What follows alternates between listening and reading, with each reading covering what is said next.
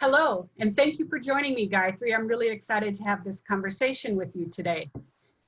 Let me introduce you to the audience. My name is Pamela Cone, and I'm going to be hosting this podcast today. I'm the founder and CEO of Amity Advisory, which is a consultancy to the corporate social responsibility area, particularly for professional service firms. And I'm going to be interviewing today Gayatri Joshi, who is the executive director of the law firm Sustainability Network. Welcome, Gayatri. Thank you. I am curious to hear from you. What is the law firm Sustainability Network and how did it get started? You know, interestingly, the LFSN, the Law Firm Sustainability Network, started almost 10 years ago, and it was really just through some informal conversations that law firms wanted to have on the topic of sustainability. Really in a forum that they could talk to one another, that everyone could understand the same culture and what the issues were, just within law firms. It's very different in other industries. And so in 2012, those conversations continued to grow, and we formalized into an official formal 501c nonprofit, 501c3 nonprofit. And how many members did you have in the beginning compared to now? In the very beginning, we were probably somewhere in the 20, 30 range. And this year, considering current events, I'm happy to say we're in the 30 to 40 plus range of member firms. I can imagine it's only going to continue to grow for two reasons. One is it's the right thing to do. And I think companies are starting to realize they have to be an active player in these efforts. But secondly, I think clients are starting to expect it of all of their supply chain, including outside professional service providers. And so law firms are going to want to be more active and use the metrics and so forth that are important in this space. And speaking of metrics, I know one of the tools that the Law Firm Sustainability Network has developed and makes available to law firms is something called the ALISS assessment. Tell me what that stands for and tell me what it is. Sure. So it's the American Legal Industry Sustainability Standard.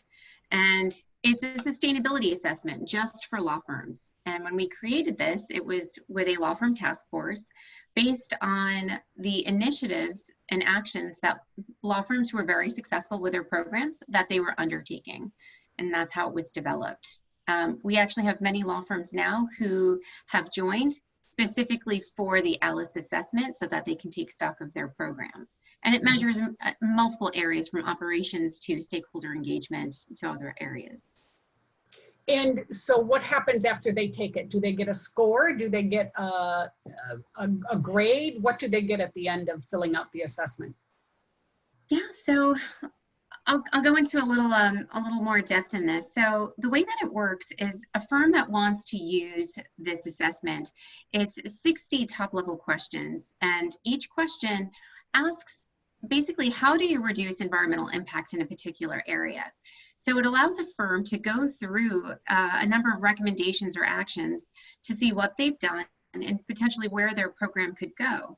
So the system acts as a roadmap to future growth of the program, but it's also like a benchmark. So here's where I am today. I'm taking inventory, and now I know what I'm doing and how else I want to focus and prioritize my program. So folks who come in, they're looking for that roadmap. And then there are others who may say more robust programs, but they're looking to really kind of go through to get recognition or to go through to receive a score. And so there are some firms who also do that. And does the network itself make these assessment scores public? Do you publish a list? So yes, we have a list on our website, on the ALISS portion of our website, that lists all of the participants, and law firms are able to choose how much information that they would like to make public. So really you will see most of the firms on this list that have their recognition badge. So those who are starting their program, many times you'll see a reporter badge because they're just starting the program. Others you'll see have a bronze reporter status, silver, or gold or platinum. And that just shows you different ways that they're engaging into what level into their sustainability program.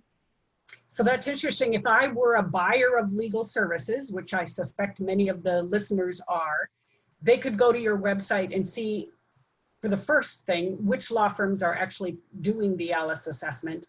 And for many of them, they could actually see what the score, the outcome score is for that law firm, assuming the law firm has given permission to share that information. Right, so it's very similar to LEED certification, where you would have that that badge icon. So, you know, for like LEED Gold or LEED Silver. So we have a very similar type of badge so that you can see where they are in terms of that scoring. Mm-hmm. We actually also have in that listing the ability for someone to see who's actually participating in the process. So we have some firms who they have not submitted, but you can see that they're in progress or that they're participating in the assessment. So someone can get a good idea of just who's really interested in their sustainability program and looking to grow it. Excellent. And can a legal department take the ALISS assessment? Not so many people who are listening to our podcast are probably in-house counsel. And does the assessment work for in-house legal departments who want to focus on their sustainability? Oh, absolutely. So we actually have a legal department that is planning on taking the ALISS assessment. And the way that the ALISS assessment works, it's meant to measure by office. So it's a firm-wide, we have many firms that actually use this for all of their offices. When you submit a score, it's really for US offices, but many of our folks are just using it all across the board so that they can do comparisons. So for a legal department, they can use it for that particular department, or if they have other offices, and take stock of what they're doing in those offices.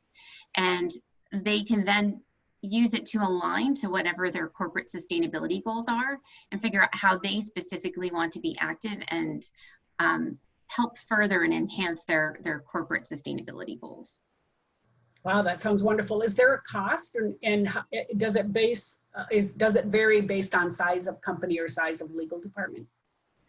So we are very interested, and we would like to encourage more legal departments to participate. So there's actually a separate fee just for legal departments. Mm-hmm. It's a flat fee of $500 just for legal departments. The tiering process is specific to law firms and the number of attorneys. Just understanding that legal departments run a little differently in terms of, you know, cost centers and limited budgets. Mm-hmm. And finally, can legal departments become members of the law firm sustainability, or maybe even corporate members? Are they allowed in the law firm sustainability network? Absolutely. We really would like to encourage corporate legal departments to participate. We absolutely believe that they have something to benefit, and they also have incredible perspective to offer on how we all as a legal industry can continue to push sustainability through and bring more awareness and just create, you know, reduce environmental impacts just across the board. So absolutely, yes. I'm so excited because I just think I think Law Firm Sustainability Network is doing great work. And I also agree with you that it's the whole legal industry that can be and should be stepping up to this challenge and doing the right thing. So I appreciate very much the Law Firm Sustainability Network, and I appreciate you joining us today, Gayatri. Thank you very much for your time.